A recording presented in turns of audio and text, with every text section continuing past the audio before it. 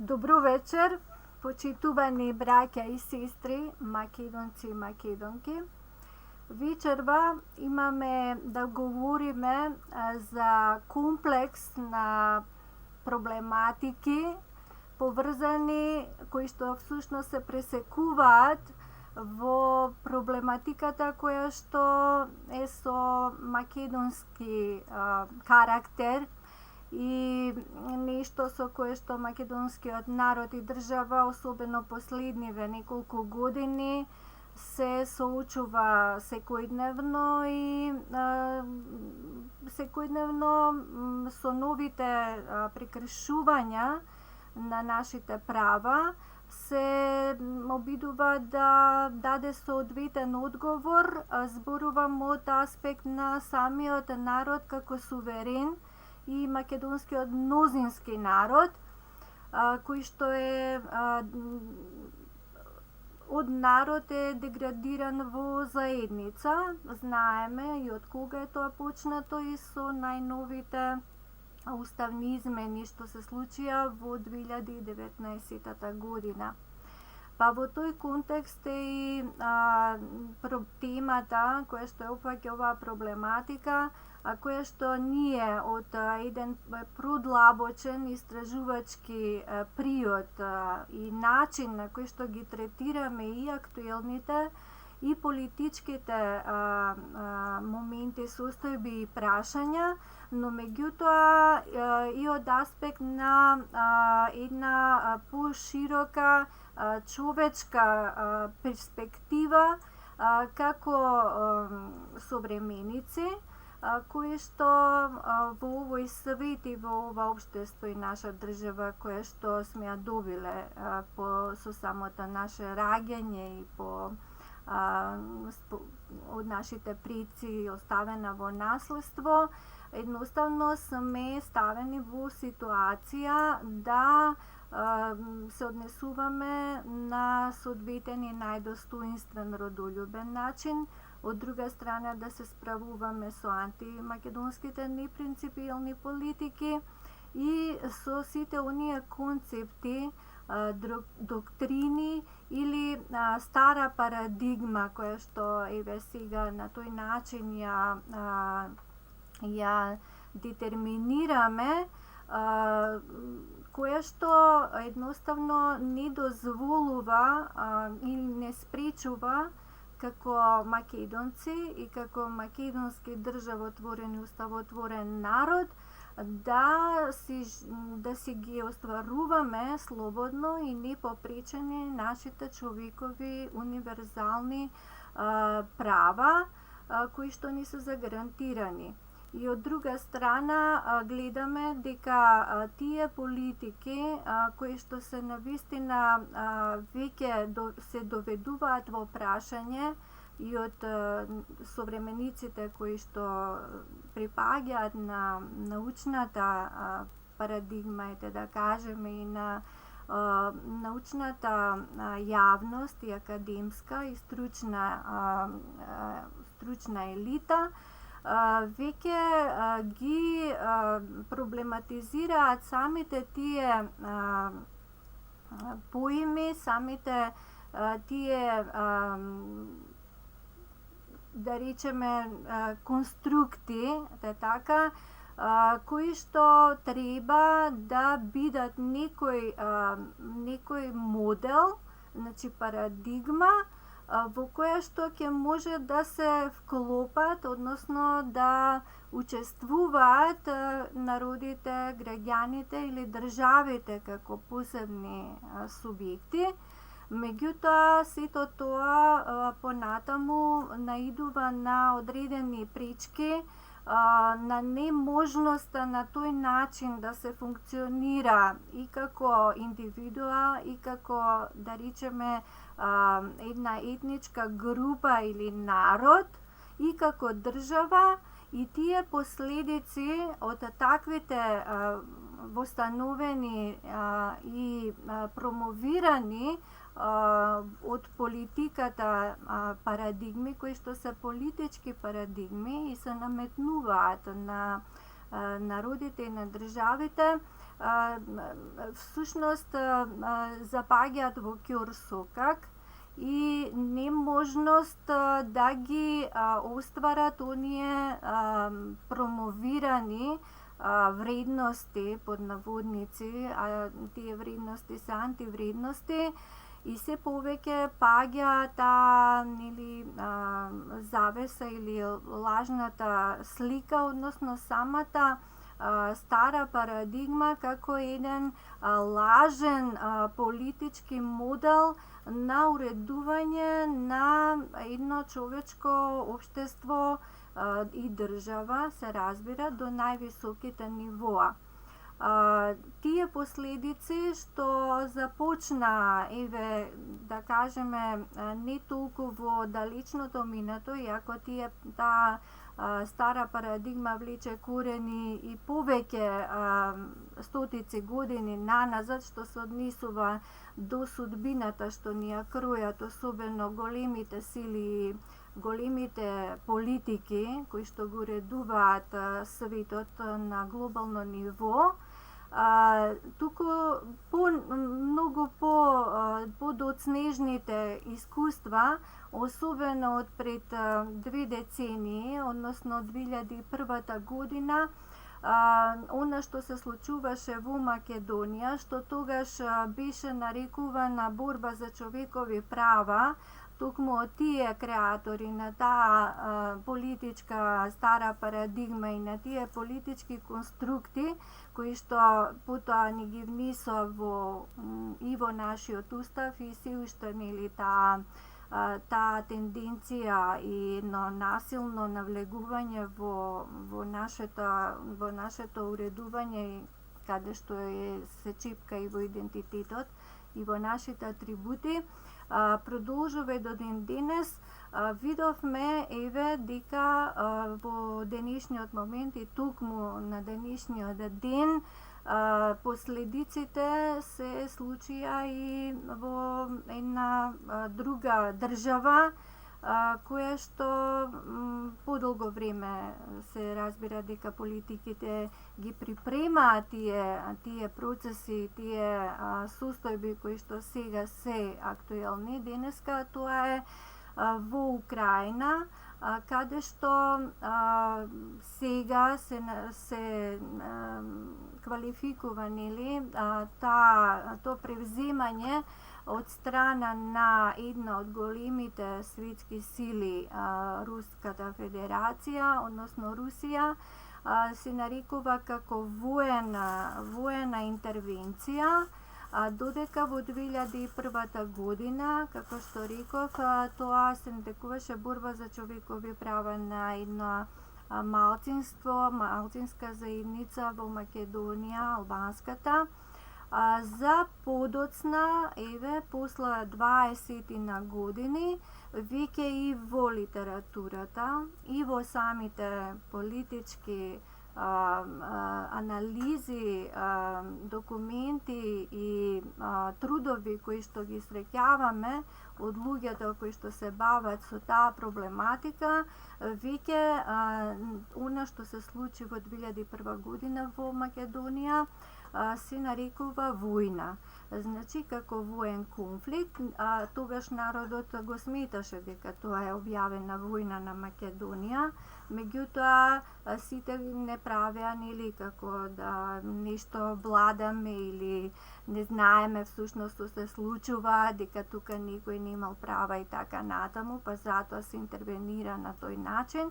Меѓутоа, ете, за 20 години, што не е многу долг рок, се покажа сите слабости на таа стара парадигма, особено на владењето на политиката со народите и државите, каде што се кршеше нивното право, каде што правото едноставно беше погазено и се уште се погазува, па така и денеска имаме во 21. век и покрај сите заложби за мир и покрај сите конвенции кои што се усвоени па и ратификувани од државите, особено од членките на Обединетите нации, имаме војна која што ги става во директен судир, односно ги поставува пред директен судир и пред можности за евентуална ескалација,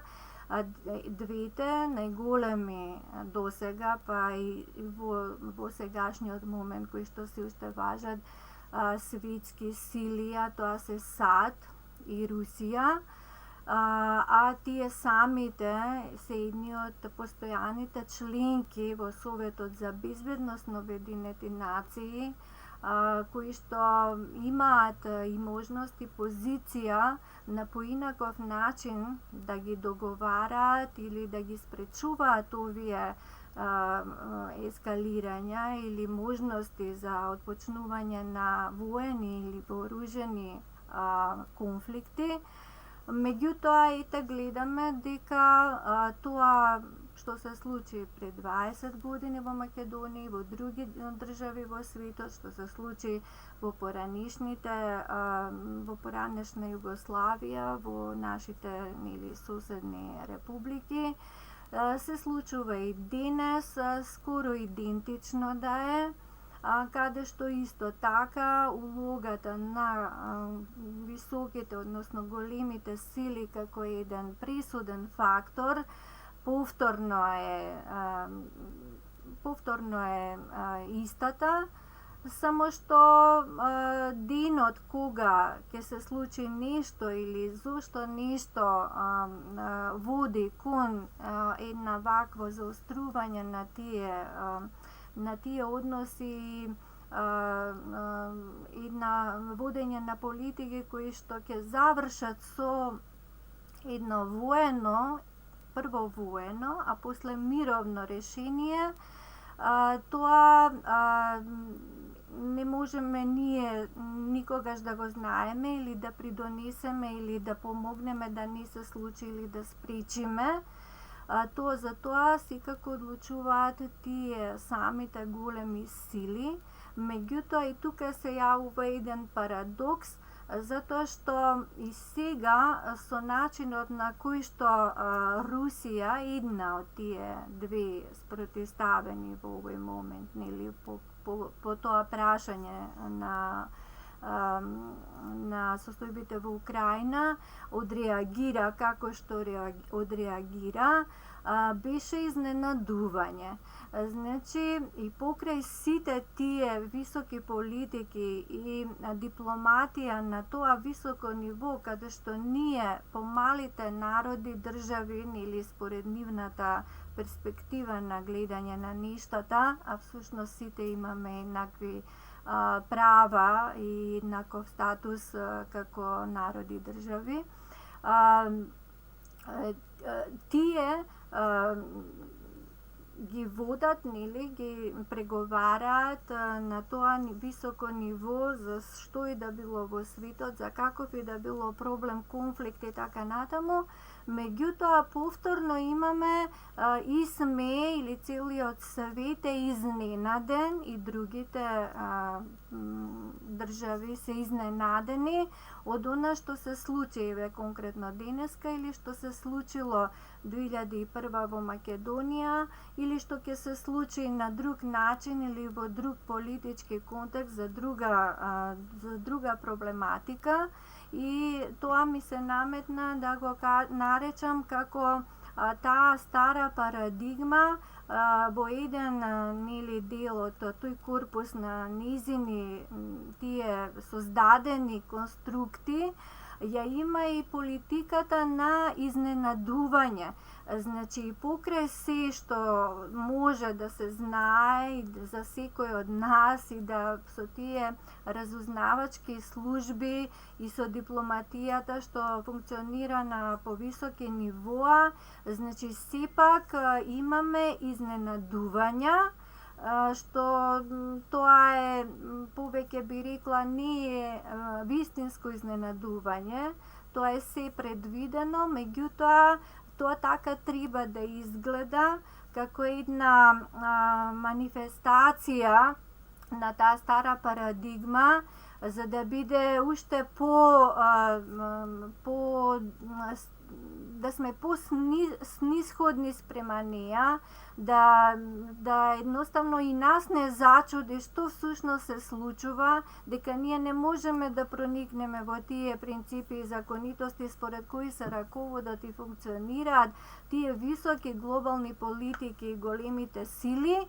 И сето ова и денеска што се случува во Украина, го гледам како што го гледав и не само јас, туку сите ние кои што поминавме низ тие искуства, низ тие периоди, затоа што ги доживувавме, ги гледам како една баш смислено организирана, нели, како представа, која што треба дозирано да има одредена, нели, да добие одредена форма, која што ќе биде едноставно восприемена како нешто што е неминовно да се случи, како нешто што повторно го актуализира прашањето, нели, на тоа страдање на човекот, па тука се јавува солидарноста, па помошта, па како некој е поголем, нели, пацифист или доброчинител на човештвото или на тој одреден народ или на тие луѓе кои што ги зафатил виорот на војната, па како преку сето тоа повторно ќе се превземат сите тие нели одвиткувања, па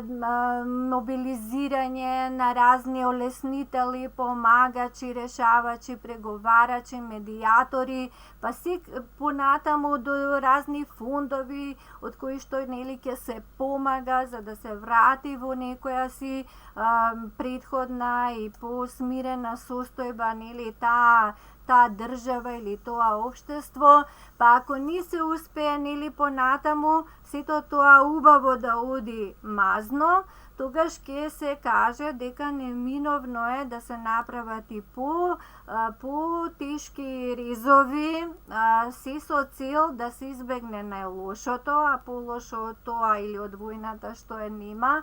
Меѓутоа, таа приказна оди, нели, тоа е како една сапуница серија, која што понатаму ќе овозможи, ќе ги држи, нели, сите нас ќе не држи во некое исчекување, во некое надевање, дека сепак некој нешто се труди да спречи да го врати на вистинскиот пат, дека е многу тешко, меѓутоа ние ќе се трудиме со сите, нели, средства да го зачуваме мирот, и ако е тешко сето тоа, значи тоа е како една дежавю, нешто видено, нешто што постојано ни се повторува, меѓутоа прашањето како и минатиот пат го поставуваме, дали ние сакаме тоа повторно и повторно да го преживуваме и уште колку време, значи ние го проблематизираме прво исправноста, односно зошто ние треба да сите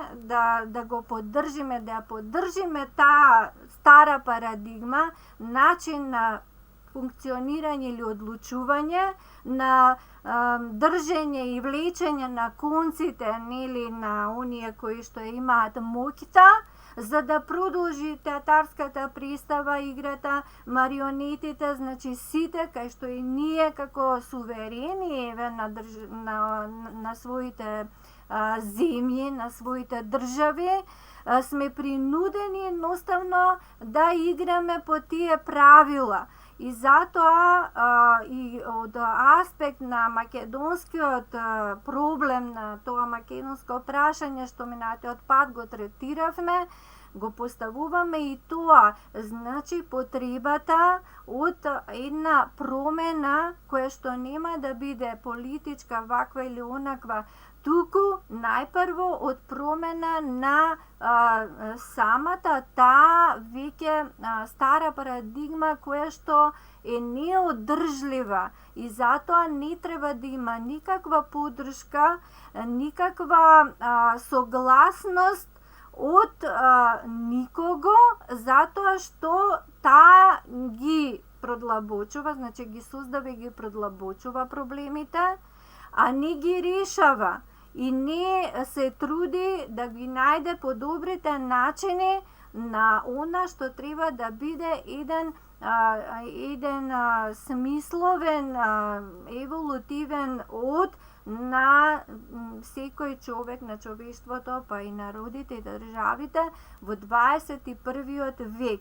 Во науката, еви во филозофијата, значи имаме напредни мислења, точно обиди и поставени и нови парадигми, значи во вековите, во периодите кога исто вака се случувале превирања, па дури нели истрошеност на одреден и не само политички, туку и научен приод, кога во науката и во филозофијата се менувале парадигмите, и тоа е всушност нешто што е издржано и се уште валидно. Кога веќе нешто не функционира, едноставно се има потреба од нов начин, нов приод, нов модел, и тука влегуваат сите оние кои што ќе можат тоа да го постават, а тоа сепак од науката и во овој контекст кога се однесува нели на областа на заштита на човековите права, особено правото во синергија со науката и со филозофијата, може да го дадат максимумот за да го извлечат човештвото, значи и посебно народите, од една понатамошни страдања кои што ќе се предизвикуваат додека не се промени стариот модел или старата парадигма. Затоа и ние, бидејќи нас не засега македонскиот аспект нели на оваа промена што е неминовна и треба да дојде што поскоро, затоа и се движиме во размислата помеѓу на она што е старата и новата парадигма во Македонија, и тука да го дадеме својот придонес како македонци, македонски народ. Меѓутоа, со самото тоа, едноставно придонесуваме во глобалните процеси и текови на она што значи придонес во насока на отфрлање, на напуштање на губитнички и политички теории и филозофии кои што едноставно се на линијата, да кажеме, или на смртта или на огнот, како што изјави пред неколку години државниот секретар на САД Џим Кери, а не се на линијата на соработката и на мирот. Во тој контекст, потоа ќе се надоврзам, откако нели вечерашните мои соговорници ќе можат во овој контекст да го кажат својата размисла, само би сакала да спомнам делото, односно ставот пред се, и во тој контекст една благородна заложба на еден од најголемите светски филозофи, а тоа е Имануел Кант, кој што има и дело Вечниот мир се вика, значи кој што од филозофски аспект, имајќи ги предвид пребирањата и случувањата во неговото време како современик тогаш, значи поставил тези кои што за жал и после неколку векови од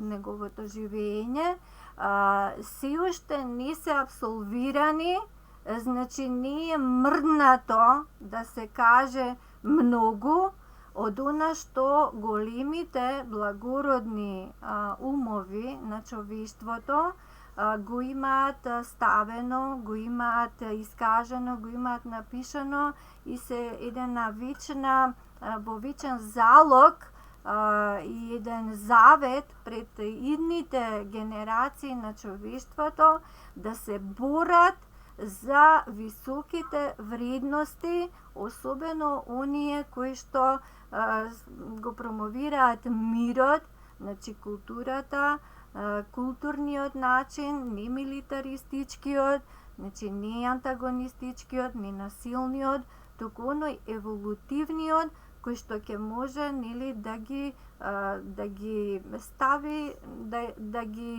да овозможи услови, време, значи една ера во кое што човештвото навистина ќе се ослободи од овие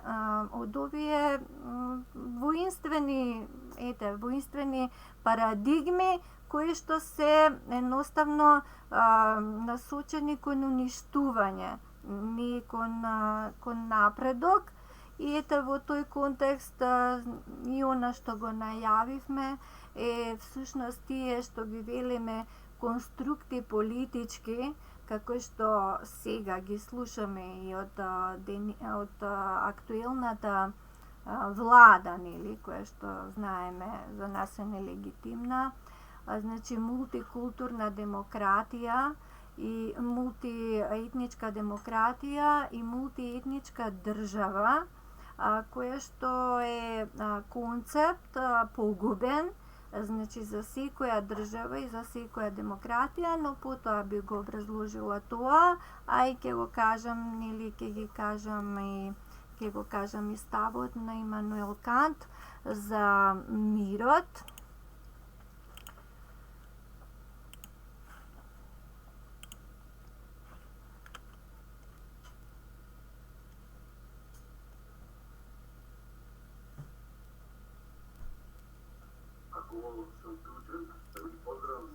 Да, повелете, Алимпија. Сите родолюби, сите кои што навистина и сакаат добро на Македонија, каде и да се врти.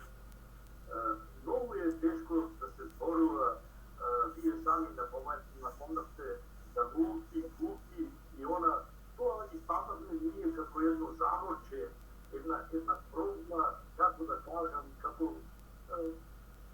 клучите што се за испитување така испадна вашето општество тука и веројатно не беше така случајно измислено тоа, не беше случајно направено овде во Македонија, веројатно и сигурно имало подбуда и корен за да може да биде тоа. А коренот е на поделеноста на двете поголеми партии и е она третата малцинската партија која што е сега толку е презрена во борите на државата, дури изгледа нашата држава Македонија апартид. Малцинството владе со мнозинството, а тоа го направи едниот дел, но и ВМРО. Сега СДС е на власт, ама не е на власт. На власт е другите и кои ќе ги земиш министрите и она сето, многу е жалосно кажа што така испадна. Ако и истото слично нешто се случуваше и со ВМРО, двете партии, уште кога се осамостоивме, не оставија место за алтернатива. Може би алтернативата на Македонија и како да кажам, и го зема здиво, и го зема сета она перспективата, размислата на луѓето, размислата за да можат да размислуваат и за поинаков начин на живот. Во моментот кога се одвојувавме и кога во еуфоријата на изумирањето на социјализмот во тоа време, ондека се направи една како да кажем, една еуфорија, дека ние одиме во богатото друштво на Запад, решението на нашите проблеми во Македонија ќе бидат минорни, но испадна дека тоа не е така. Се испревртија работите така да они не дозволија старите сметки се повторија од Букурешкиот договор таму на поделбата 1912-13 година и тоа сето се направи во еден момент. А субарите зборови на бастените зборови и она сето од својството, од правото, до лицемерието и сета она допринесе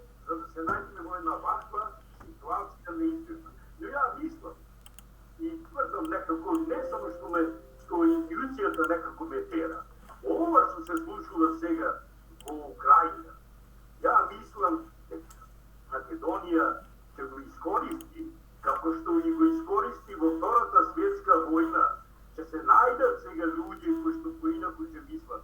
Оти ние бевме во Македонија идентифицирани од интелектуалците, од академијата дури, интелектуалците и сето она што можеше да биде некоја мисла, сето беше во еден правец на неотпор, на една уфорија, дека ЕУ нас ќе не храни, НАТО ќе не брани, а всушност тоа не е така. Овдека исто околу НАТО и овие сите игрите сега што ги гледаме, што се случува, НАТО, ние имаме проблем повеќе внатре. Надворешниот проблем, она не би се осудиле тие така да нападнат од надвор и да ни донесуват. Ами ние, нашето небо, на првиот непријател му е дадено. На тој што не негира, не уништува, не може да го смисли дека постојат македонци. А ние го дадовме на небо. Сега поврзам она со тие сухоите што некогаш ни ги позајми или ни ги дадоа, или ги плативме баш во конфликтот 2001 година со сухоите се заврши тоа. Мислам, македонецот тогаш победи и македонската држава ќе си го задржише овој редот на мнозинскиот народ, да има македонскиот народ своја национална држава, но испадна дека претавството се изврши на маса. Тогаш се обелоденија и сите оние дека војната беше увезена од Косово, дека повеќе косовари имаше во почетното, дека американците, инструкторите и она сите беа тука. И кога они се предава, тогаш и му сложија со си оружје, Америка и овие да се повлечат со си оружје, автобуси и она, и предавството се изврши на зелена маса. И сега ќе го поврзам тоа со баш овие моментални експозето на председателот на Академијата, кој објасни сите овие наши неприлики, кои се најтешките проблеми кои што се треба да се рачистат, за да можеме малку да звеним. А тоа е. Замислете, на него му се спротистави исто еден председател што беше предходно на Академијата. И од извршените спорови не било бугарското мешање во внатрешните работи на нашата држава, затоа што ние сами ќе сме побарале да го смениме уставот. А барањето од надзор, замислите како тоа се извртува. И Камборски со тоа ни покажа дека правото и правникот, човекот кој што допринесе и за крвавото растурање на Југославија со Анте Марковиќ во времето, и сега слично работи и тука во нашата држава на македонскиот народ. Но мислам дека со ова што се случува не е случајно и во Украина. И ние, да речеме, овде така сме поделени, како што реков, на три страни. Двете страни има една колбајаги се социјалисти, другите се за демократија од поинаков тип национална, но во суштина тие се како две реки кои што се вливаат во исто море. И во еден крак на крајот се завршува околу морето. Ништо нема различно во нивната концепција и она сето. И едните и другите и во ова ситуација сега кога сме, уште немам слушнато дека алтернатива има државата Македонија. Неможно е. И болен човек кој што од карцином е со неколку дена има му предвиделе докторите, сепак има алтернатива и надеж може да има дури и да се спаси. Не само по Божја милост. Но овдека тоа го нема за жал. Се сеќам на она војната во 2001 година, кога првпат се уставот промени, па дојдовме во заедници до 20% да има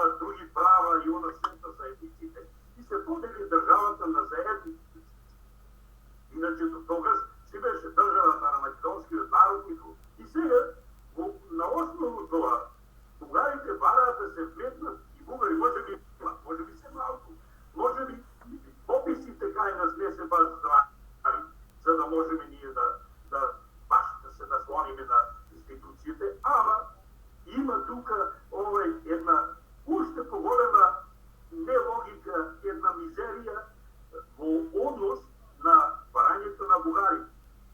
Они бараат да се метнат бугарите, а не ги признаваат македонците. Они имат дори пресуди, имаат јона и не признаваат малцинства. Тако бил уставот од нашите нелегални владетели. Уставот не би бил тако, па нашиот е така, хартија за пишење присуди на уметниците. Неверојатно. А што уште логиката што не дава? Логиката не дава затоа што на сите тие народи што сме ги изброиле во тоа седмица работите, сите тие народи нас не признали. Како да внесиме во уставот народ кој што бара да бидеме со нивни корени, дека сме само Коминтерната го решила проблемот и Тито што не е точно. Тогаш Коминтерната решавала, ама во Втората светска војна Македонија од овој дел само 25.000 борци загинати, а и сега немаме ние 25.000 имаме квадратни километри, значи на секој квадратен километар ние по еден човек сме изгубиле во тоа време. Овдека исто е многу тешко за да се расправа меѓу нас кога ја омаложуваат државата. Ние сме биле мали, ние сме биле вакви, онакви. Сето е тоа само да останеме во една агонија, во едно, така да кажеме, како хибернација, што се вика, да бидеме успиени, онеможени и да го покажеме својот глас. Но ние веројатно се приближуваме моментот кога ќе се појават луѓе кај нас, кои што ќе има и масовни протести и она веројатно.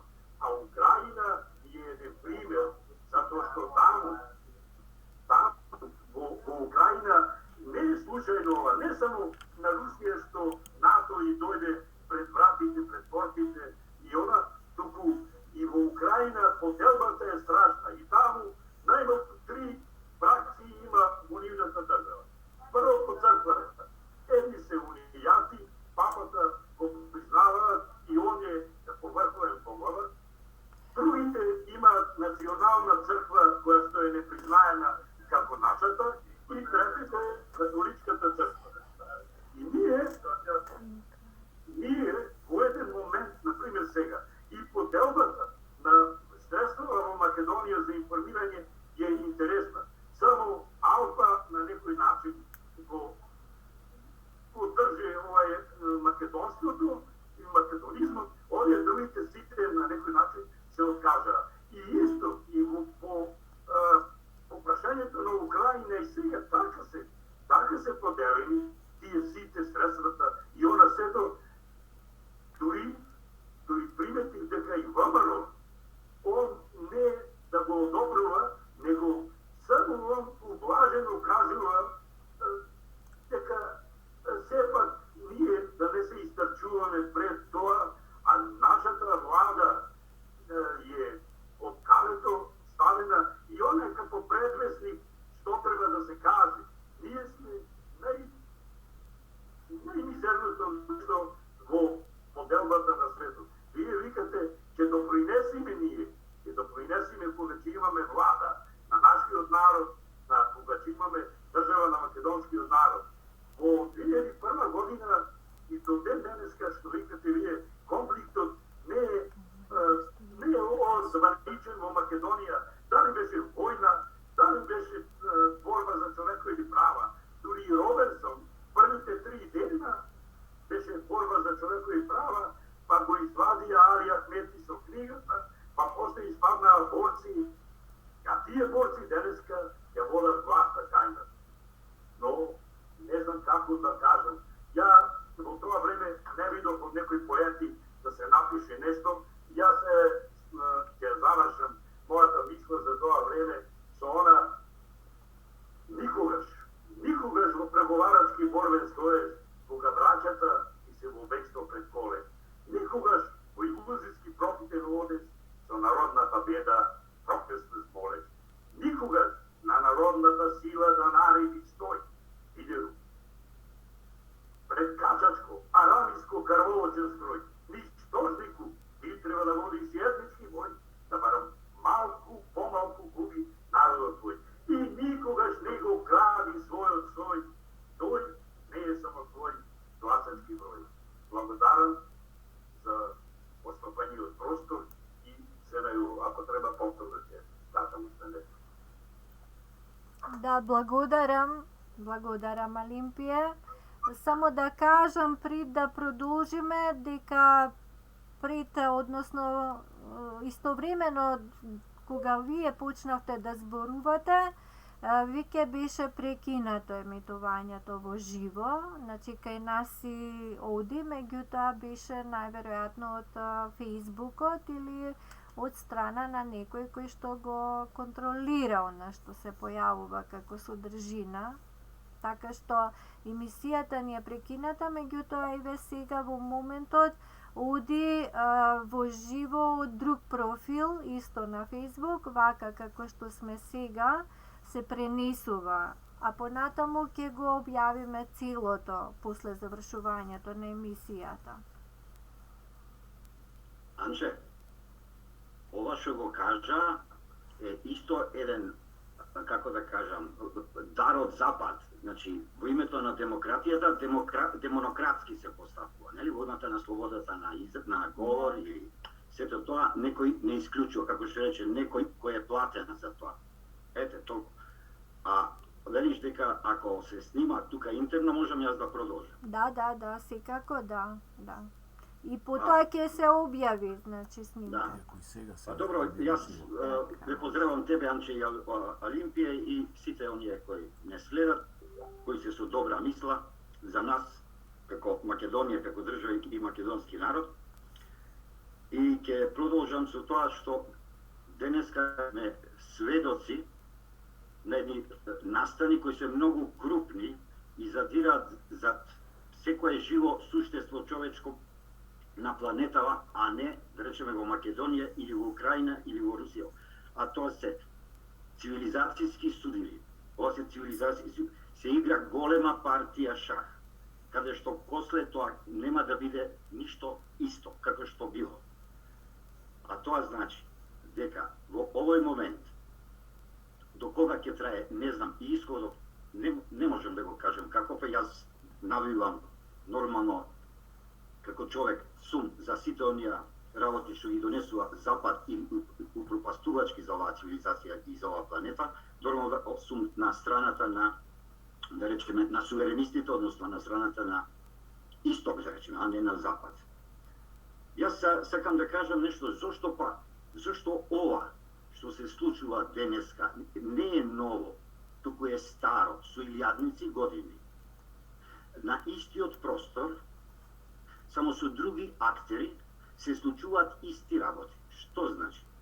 Што е тој спиритус моенс?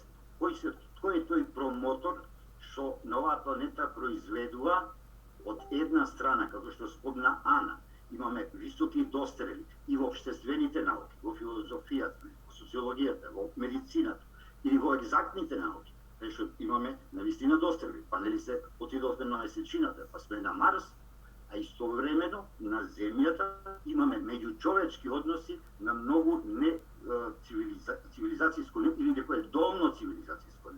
Затоа што велиме, дали сме ние цивилизација? Па добра цивилизација сме, чија? На Homo sapiensот. Но на кој ниво сме? На кој со постапките денеска, каде што стотици милиони гладуваат и се нешто негде има судир. Кои се тие промотори што го тераат со илјадници години Homo sapiensот на истиот простор да делува, а актерите се менуваат, а истото се случува. И во моите размислувања велам дека два аспекти човечки, две категории ниски, а ги поседува човекот, тоа е желбата за моќ, желбата за власт, да се стави шепата врз друго човечко битие или група или држава, едната категорија, и втората категорија е материјална, желбата за моќ не е материјална, меѓутоа материјална е жепта за згрнување на ново и поголемо и повеќе богатство. Овие два аспекти ниско ниво се, владеа за жал се уште со светот. И пред 1000 години и денеска. И сега јас би тука би почнал со во Европа што се случуваше и зошто е дојдено до ова дереч.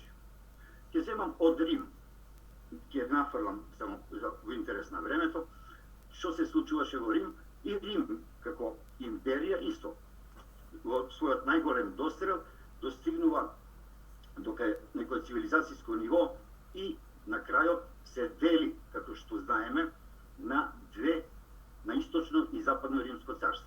А зошто?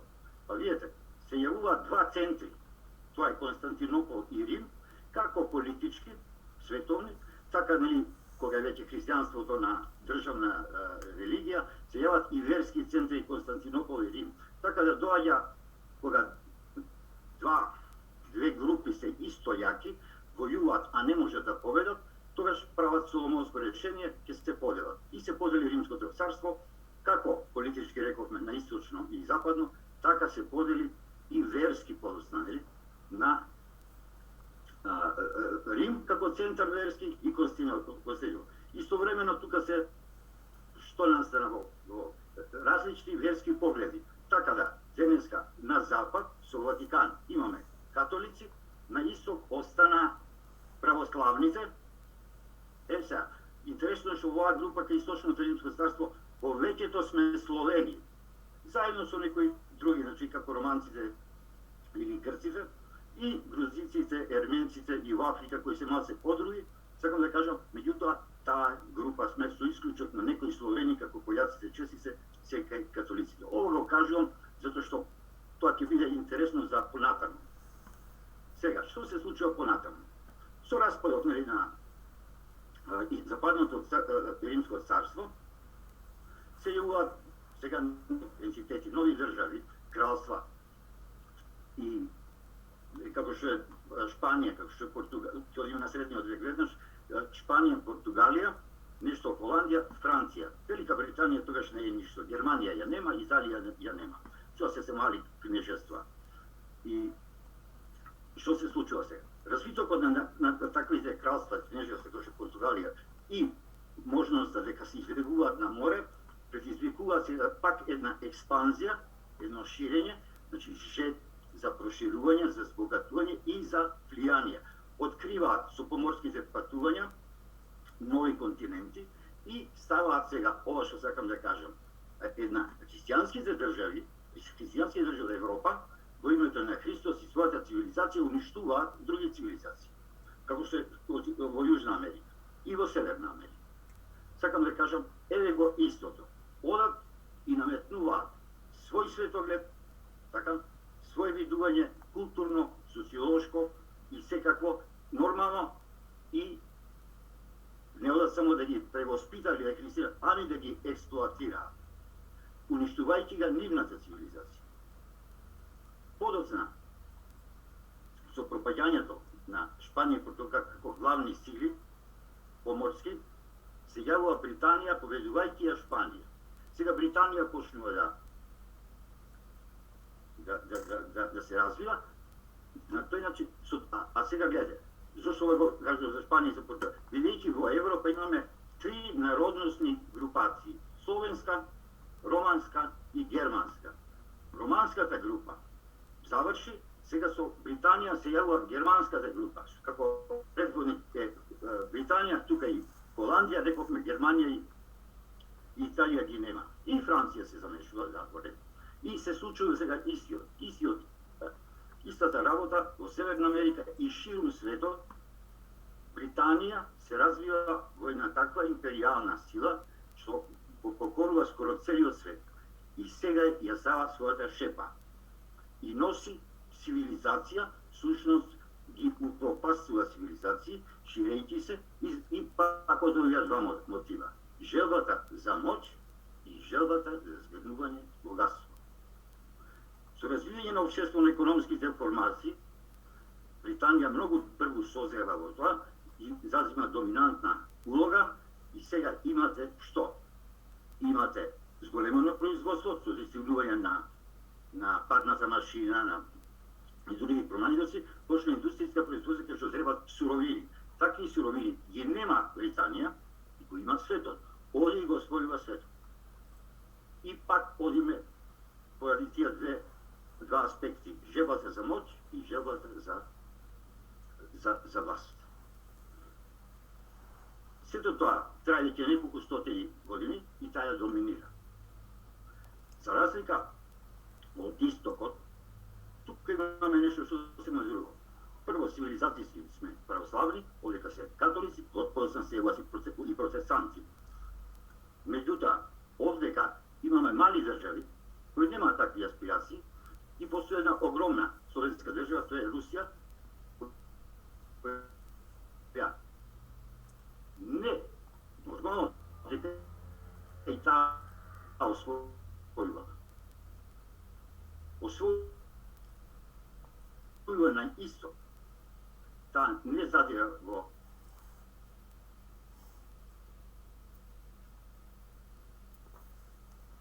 Европа, ја има Британија и денеска. Денеска таја со САД е промотор во сите, барем од Втората светска, сите судри на и во Европа и во Европа, со тоа што сакат. Пак веќе како круна ќе постигнат свој светоглед и глобализација на овој свет. На тоа требаше некој да се спротистави. Нормално, и се протиставуваат од статукот од светот. Во овој момент, веќе никој не може да се спротистави, освен Кина и Русија, тие се тие две земји. И затоа, денеска, она што е во Украина, не е само обична војна или борба за демократски слободи или не знам што, тука е судар на два света, на два светогледа. Тоа сакам да кажам, и сериозна е играта, многу сериозна, и да видиме што ќе испадне од тоа. Ете, толку сакам да кажам, но сосема накратко, инаку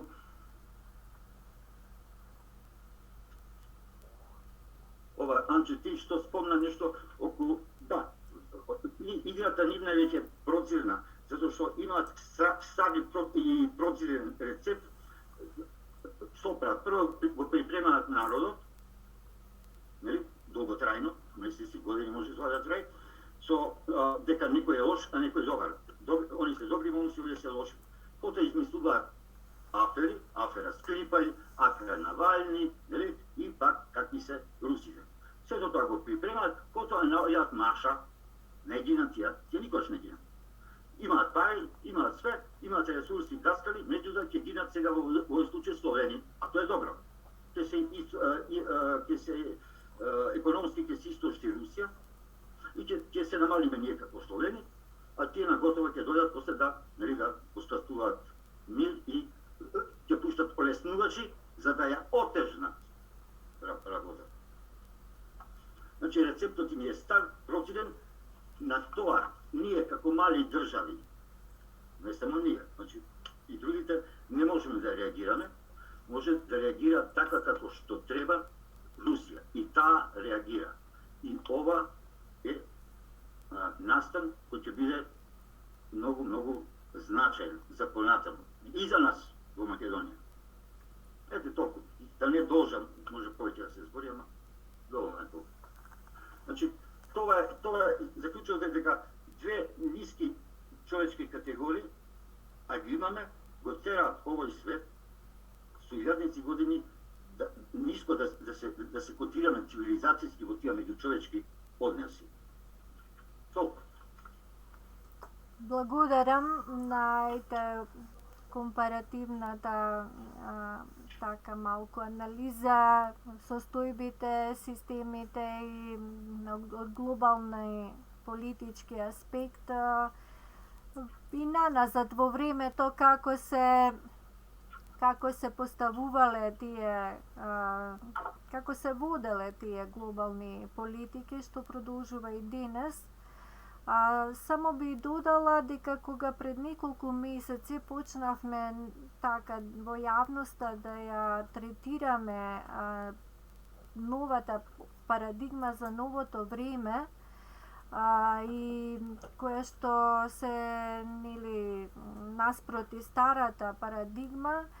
Тогаш старата парадигма ја дефиниравме како владење на политичарите со народот, а наспроти тоа дека треба секаде, особено во демократските системи, народот самиот да си владее, односно да си носи одлуки за себе, за своето живење, и дека на тој начин, со таа политичка пракса, начинот на кој што функционира таа стара парадигма, да ги уредува општествено-политичките односи, политичките системи во државите и општественото живење, дека всушност тие го владеат народот, му наметнуваат и гледаме дека тоа и насилно продолжува да се прави против волјата на народот, се носат одлуки во негово име. Меѓутоа, еве сега кога тоа го анализираме попродлабочено, кога пристапуваме кон оваа проблематика, значи од вечерва што го третиравме со столетија наназад и можеби уште повеќе, значи старата парадигма навистина можеме да ја дефинираме како наметнато политичко осмислување или политички светоглед врз сеопштото функционирање на човекот, значи и на индивидуално, и на општествено, и на државно, и на цивилизацијско ниво. И тоа го имаме, значи во тој краен производ на таа стара парадигма, го имаме глобалистичкиот приод, кој што еве ние како современици гледаме на кој начин се манифестира.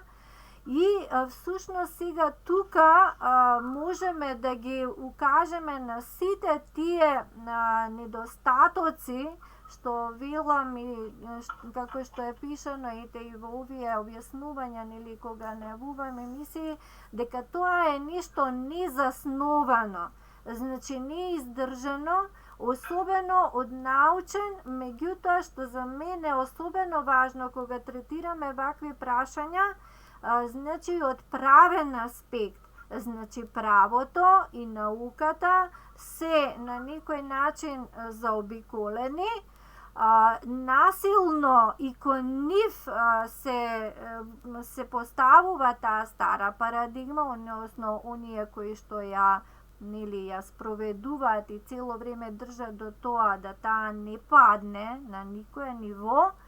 И со самото тоа гледаме дека ниту авторитети, ниту интелектуалци, значи на светско ниво, не зборувам само во Македонија, значи немаат никаков успех и да сакаат со нешто да ја раскинат таа мрежа, како да кажеме, во која што сите сме фатени. И толку провидна е таа мрежа, сите гледаме, значи многу јасно е и децата веќе сваќаат за што станува збор, меѓутоа сепак тоа што нешто што не држи сите во таа мрежа, што не можеме да ја раскинеме, значи е нешто кое што треба ние да го проблематизираме уште повеќе, и да го вратиме човештвото, да се вратиме сите кон тие едни докажани, значи, вредности, особено она што е сега несомнено и од секогаш и како главни темели, да речеме, на што ги држат тие создадени вредности низ вековите, низ минувите, од сите нас, од цело човештво, што е содржано во науката, особено во правото. Значи, тука тие се нашата најголема потпора, значи темел и потпора и надеж за еднината, зашто тука во рамките на науката, меѓутоа не она кое што е злоупотребена, кое што работи за овие кои што ги влечат конците на сите нас, кои што и науката и правото се марионета. Значи, тука во оние најдоблесните, најодговорните, може да се каже луѓе, научници и правници, да кажеме, кои што држат до својата област, до словото на науката со кое што се бават, кое што едноставно го посветуваат и својот животен век и својата научна мисла или творечка, без оглед за која област станува збор. Значи тука веќе треба да почне тој да се тргне код телецот, што ќе почне да ја расплетува таа мрежа која што и онака е со дупки, значи таа е прозир на се.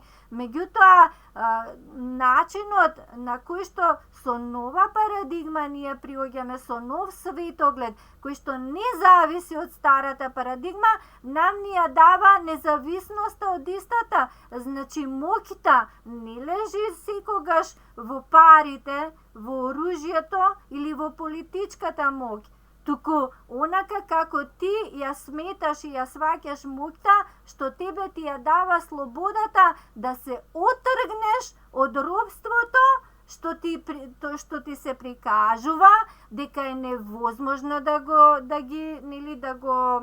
ги раскинеш тие негови пранги, дека мора да си заробен во тоа во кое што некој ти го наметнал едноставно. И мислам дека за нас како македонци, бидејќи го искусивме робството преку наметнатиот модел и она што ни се случи на некое институционално ниво, значи на политичко, гледаме дека тоа е нешто што нема никаква врска со суштината, со обстојот со вистината, и дека не се однесува, едноставно не може да не обврзе ние да му слугуваме, да му робуваме. Значи, гледаме дека тоа нешто, кога на тој начин, значи се разбира дека треба и сериозно, и доблесно, и вредносно да се однесуваме, се поставиме кон оваа проблематика, особено оние кои што ги спомнав, што се од академската заедница, значи учените, стручните луѓе, кои што држат до својата автономност, независност, малку, не се многу такви, меѓутоа, такви и јас лично познавам и сите од нас знаеме, што не влегле во никакви комбинаторики или не се продале, едноставно не подпаднале под влијание за да ја погазат, за да ги погазат принципите на својата област или наука во која што тие веруваат, значи се со убедување и со посветеност целосна. Од тука ние и гледаме јасно, гледаме насоката во која што треба да се движиме понатаму, која што ни ја дава слободата. Значи, не е осознаен човек, кој што не е упатен во нешто за кое што треба да се бори, па дури да е обичен човек, меѓутоа со она со како тој се насочува за да може да се заштити, значи дека за да ги заштитиш своите принципи или својот обстој, значи не треба некому да му дадеш се за тој да те штити или не знам да добиеш пари за да живееш добро, тоа не значи заштита.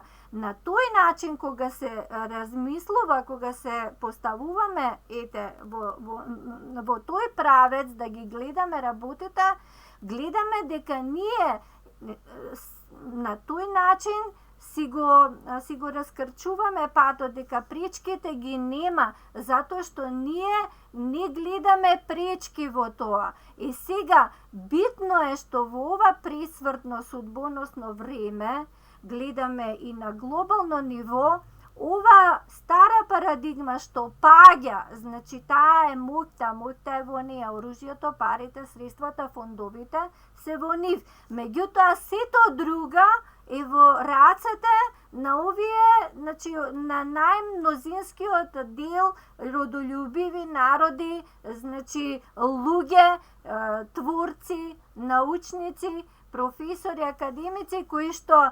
размислуваат на многу скалила повисоко од ова тесно политичко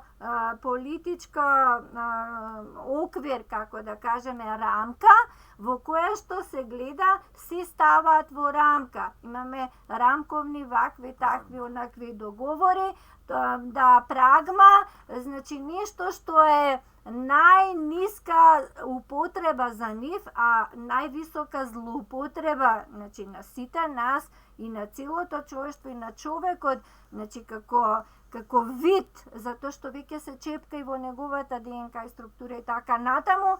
Значи тоа е еден момент кој што може таа одскочна точка, позиција да му ја даде на секој кој што едноставно не сака да остане во овие пранги, значи во оваа мрежа. И сега кога зборувавме за Македонија, значи за демократија, овде слушаме и изјави, можеме и да прочитаме, јас и спремив некој да ги дадеме како пример, меѓутоа може не е потребно сега, затоа што нонстоп сме бомбардирани на вистите, ги користат истите фрази, значи не само во Македонија, дали е позиција, опозиција, дали во Украина, дали говорникот на Европска Унија, некој што е гласноговорник или на НАТО, не е битно. Значи, истото тоа го кажуваат, значи така спакувано, така како дефиниција која што мора да се каже, која што треба да влезе на секоја вести, во секој ум да биде на некој начин инјектирана, за да ние не можеме да се ослободиме од тоа. И кога зборувавме за мултикултурна демократија, значи колку е тоа баш миење или перење на мозокот, особено на овие луѓе кои што се стружни авторитети, што ќутат повеќето, еден голем добар дел, значи не се спротивставуваат, затоа што и самите се крајно корумпирани. Меѓутоа, веќе и од пред некоја година, кога се случува овие промени драстични, недозволени во Македонија, има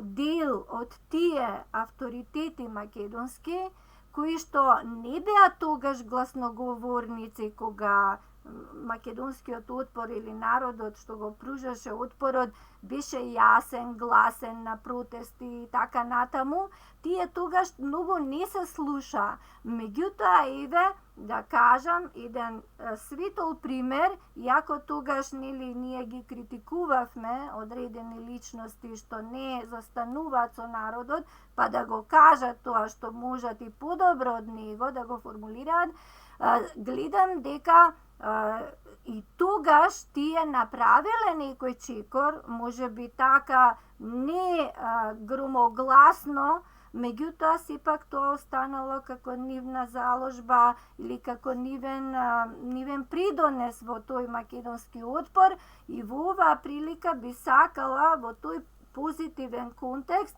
да споменам академик, значи професор доктор Катица Ќулавкова, која што најпрво во почетокот имаше некој полиберален однос кон овие политики, па и договори што произлегоа конкретно за Македонија. Меѓутоа, понатаму веќе таа си го коригираше тоа првобитно гледиште или становиште, веројатно може би и самата била на некој начин завидена од таа демократичност, либералност што се пропагира цело време, дека нешто суштински стои во тоа. И има еден труд во едно научно европско списание, значи кое што се смета за списание со импакт фактор, каде што се релевантни тие трудови, односно што излегуваат авторски написи во тоа списание, точно за контроверзноста на ова што предходно на почетокот го спознавме за мултиетничка демократија. Значи, таму таа наведува примери, меѓу другото ја споменува исто така и во овој контекст и неа, и веќе ја споменеме професор доктор Тања Каракамишева, која гледаме дека таа и во отпорот е и како професор и застанува, нели, гордо со крината глава, каде што и таа го проблематизира, значи, овој концепт или политички конструкт, а таа знаеме дека е професор кој што е точно за областа политички системи, значи каде што од стручен и правен научен аспект некои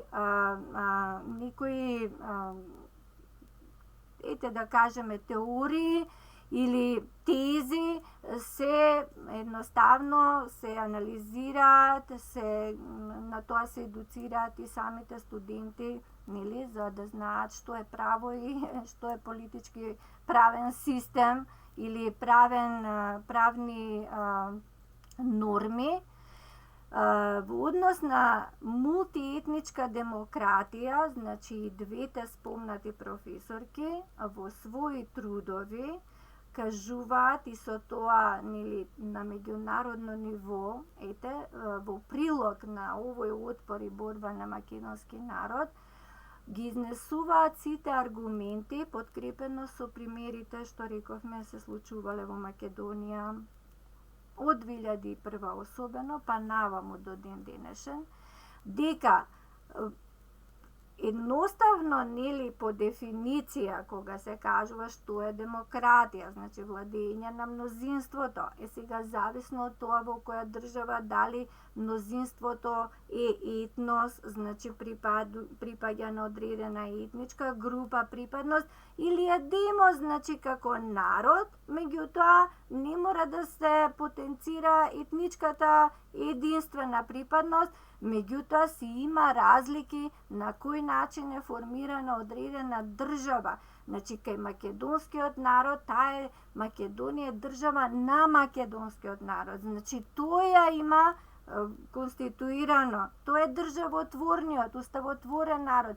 Значи, од тука понатаму нема ништо спорно, каде што треба сега македонскиот народ и Македонија да едноставно биде секогаш во неизвестност дали некој нешто ќе забележи, ќе бара да прави една, друга, трета отстапка, дали ќе наметне нешто, дали ќе дојде некоја орда, како да кажам, политичари, што стварно е тоа како дивјаштво, нецивилизирано, и ќе наложи под присила, нели, или под диктат, под уцена, под закана, да направиме ние си што бараат тие, или ќе се однесуваме согласно правото, правните норми, значи што не се непознати, тие се во науката и на универзитетите, каде што се едуцираат едноставно тие нели кои што понатаму ќе треба да бидат во едно општество, нели, експертите кои што кажуваат како стојат работите. И во парламентите и во законодавниот дом има толкување на одредени поими за да дојдеме ние да ја прочистиме таа нејаснотија што се создава. Така што таму, нели, во демократијата, владење на мнозинството, сега во политиката, од нашите никакви недоучени, приучени и квази политичари, се промовира сосема нешто друго, значи политичко видување, толкување на тие, значи, кои што се точно дефинирани правни норми и дефиниции, не само норми, и се излегува, значи се прави едно произволно, паушално размавтување со се она што е сериозна човекова наука, значи трудови, истражувања, зад кои што стојат денови, ноќи, години поминати во тоа како да се дојде, нели, да се искристализира нешто што е издржано, што е научно, што е неспорно, значи тие го прават спорно, го гмечат, го газат и не знам на кој начин, или тие не го ни усвојуваат, затоа што тие се мотни,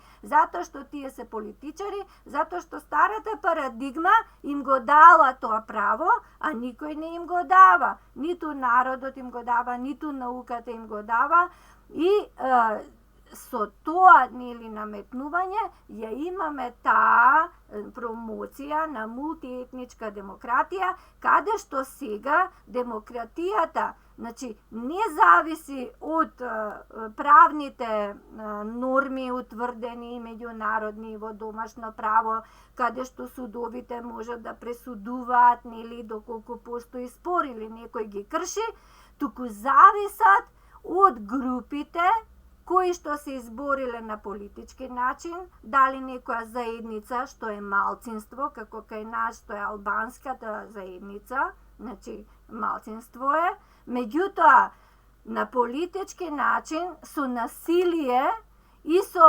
непринципиелни спреги прави маневри разни кои што се нелегитимни, кои што се нелегални, и тоа цел свет го гледа, и се изборуваат во 2001 да дојдат, нели, да се менува само заради нив да се менува уставот, не заради и другите. Така во 2018 само заради нив да се доведе двојазичност, не баре тие се некој ексклузивна заедница овде, која што со ништо не го подкрепува, меѓутоа политичката стара парадигма им дава грб, и тие сега, нели, втор двојазик официјален бара да е албанскиот, што не е, нели, потпишан указот за тоа, меѓутоа се оди кон тоа за да им биде после отворена вратата за федерализација. Значи, ете како функционира тој либерален концепт на мултиетничка демократија, што сега сите, нели, во државните институции, во министерствата, во другите, нели, тела кои што се одговорни за да се спроведе тој конструкт, прават стратегии, значи ги внесуваат во стратегии за образование, кај што после треба да се образуваат младите уште од најмали нозе, да се учат на нешто што не е издржано, што е против сите норми, и затоа и поради тоа, значи, во овој ден, кога гледаме дека таа продолжува, нели, во Украина и во Македонија, и секаде ќе продолжи, тоа е еден, можеби, мотив или краен чекор, што ние од тој аспект веќе треба да го поништуваме таквото дејство, таквото влијание на старата парадигма. Значи, со новата парадигма нема друг начин за да може да се воспостави новото. И кога ќе се кажува, нели, еве и во сега и во нашиот политички контекст, еве и политички субјекти кои што се борат за да има промени, кога ќе се спомне радикално, најчесто се мисли на нешто што е опасно, што е, нели, така излегува од некој контекст, а всушност радикално значи коренито. Значи коренито сакаш да ги промениш работите, да ги искорнеш од корен, што е и легитимно, што е дозволено, што е оправдано, и не само тоа, туку што е најважно, што е неопходно, што е насушна потреба на луѓето кои што ги трпат овие насилија. Значи, од секаков вид. Овде зборуваме во политички и геополитички контекст, меѓутоа на домашно ниво гледаме дека, а тоа сегде важи, бидејќи глобалното се пресликува на секое домашно ниво во државите, во земјите, значи низ целиот свет, гледаме како понатаму, еве, со мерките, нели, со вакцинација, со понатаму, нели, други конструкти, што луѓе кои што не се од област на здравство и не се стручни воопште, за да може да промовираат некои како да кажеме, некои парадигми нови или приод за човештвото да се развива, гледаме дека веќе промовираат, дури и патенти има тој нели познатиот на сите нас Бил Гейтс, за да може да се интервенира и тоа преку државите, преку системите на државите, преку владите, во суштината на човечкиот организам.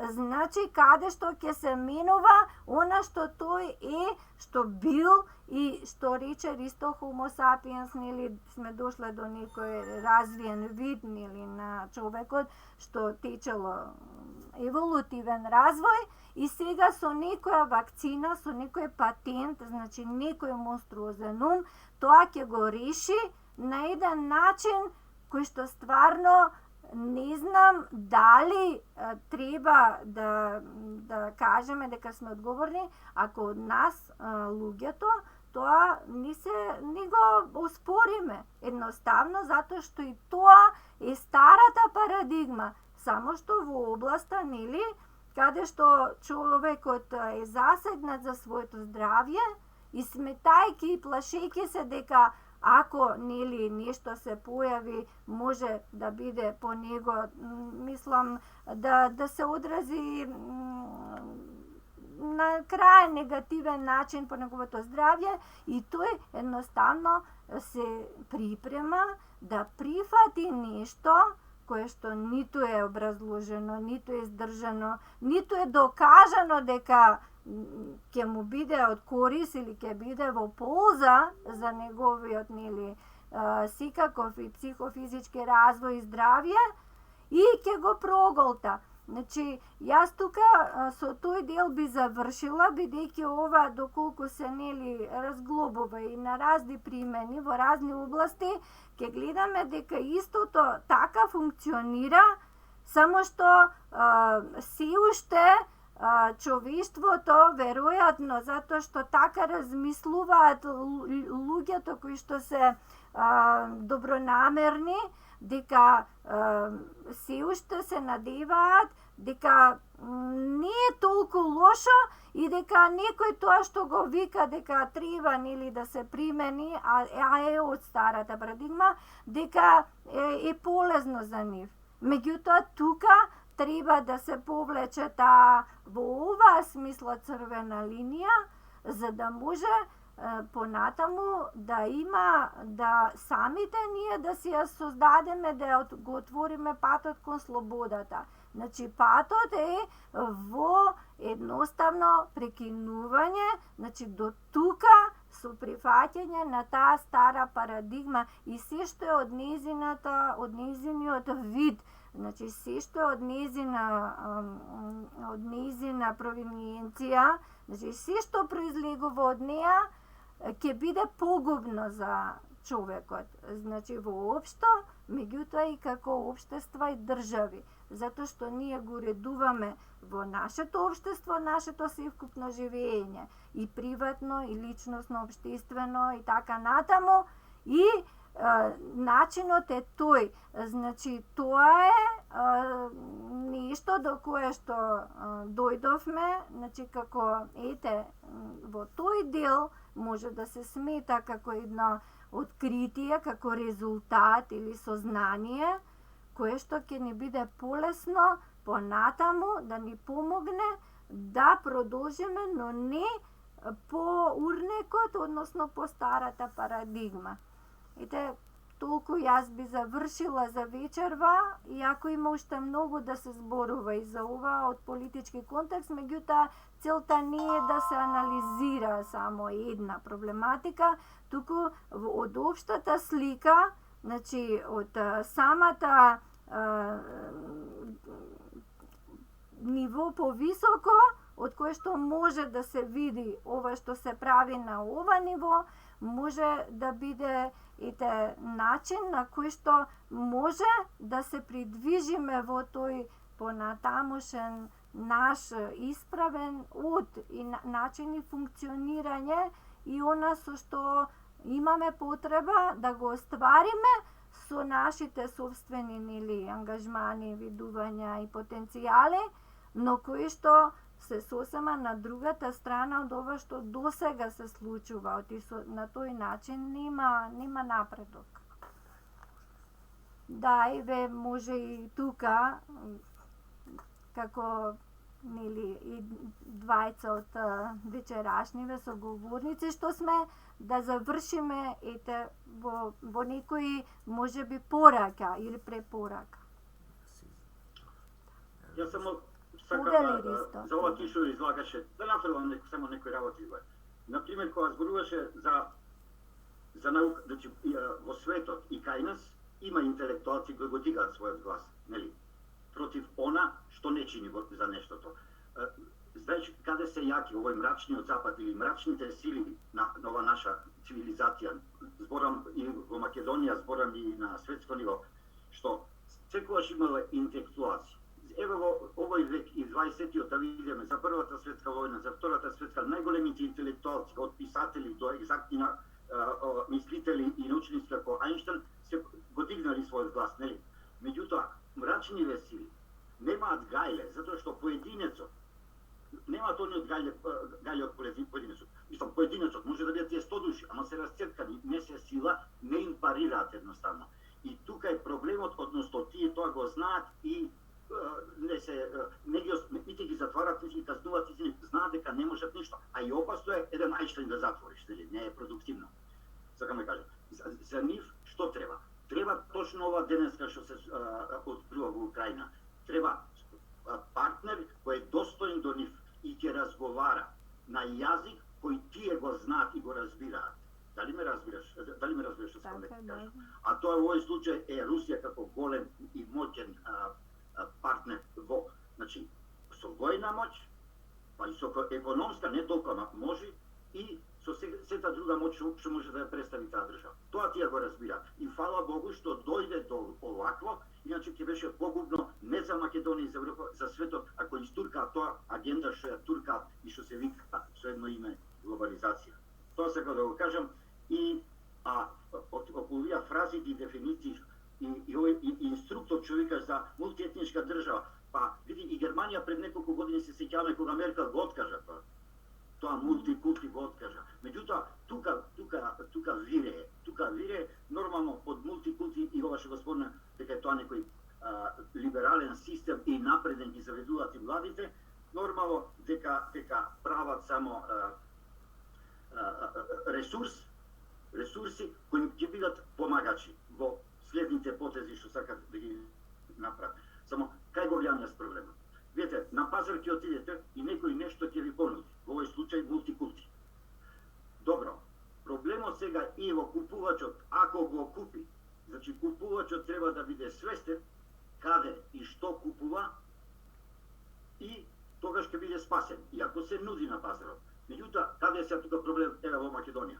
Проблемот во Македонија што народот тоа нема да го купи, но избраниот од народ на редовни избори, политичари, влада и сето тоа од еди кои си причини, со подкуп, со принуда, со не знам што, го примат и го купуваат тој производ во име на народот. И сега ова како што кажуваше ти, тука па реакција нема. Ама некој интелектуалец, па што дека? Знаете што ќе му кажа? Видете, не прочитавте, не скениравте, точно видовте што сакаме. Не се плашиме од вас. Зошто? Па затоа што 90% од народот тоа не го разбира, им го продаваме на нив. И готова е притиската. Затоа велам дека ова сега што се одигрува во Украина е добро. Мислам, не чини, меѓутоа го гледам како ова што кажуваше ти за нова парадигма, односно за некоја нова архитектура политичка, не знам каква, во Европа па и во светот. Ето тоа. Јас два-три хора, ако може да кажа. Да, секако. Ето, застана истории, кај што го кажа тоа, онака во еден добар превод за разбирање. Денеска сите го знаат тоа дека е судир на двата света, либералниот капитализам, тој така наречен глобален, и онај кој што сака да ја задржи автохтоната држава како нација држава и во обидните нации. Одека не е само по прашање само Русија која што го уши тоа. Тука е и Кина, веројатно. И овде има некои така размирици кои што ќе ги видиме ние за кратко сега ќе се обелоденат. Значи е суди на националната држава и глобалната политика на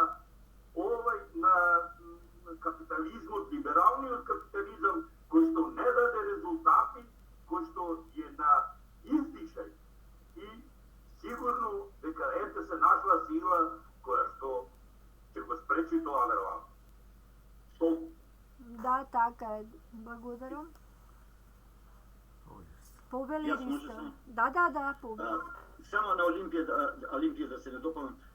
Јас ја спомнав повеќе Русија како актуелен актер сега во Украина, инаку нормално Кина не веќе подолго време, значи подолго време, и на политички и на економски план парира, и тоа добро парира, и учествува во овие крупни работи што се случуваат и ќе се случуваат во светот. Тоа секако, мислам, затоа не спомнав Кина, иначе секако дека е актер, секако, апсолутно.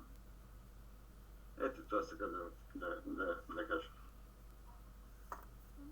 Добро, во тој случај, ете, колку што можевме, за вечерва опфативме една проблематика која што има многу под теми или проблематики кои што може да се дискутираат и да се анализираат, за да може полесно да ние исто да си помогнеме со тоа и преку овие емисии во јавноста, да едноставно биде тоа на некој начин споделено со народот, со луѓето, кои што и тие веќе се исцрпени од старата парадигма, од она што им се сервира, од едностраноста, од безалтернативноста, од наметнувањето на многу работи што не требаат, ниту пак ќе не направат срекни, напротив. И би продолжиле и понатаму следните пати. И тука, доколку немате уште нешто во моментов, ако мислите, слободно искажете се, па тука да завршиме вечерашната емисија.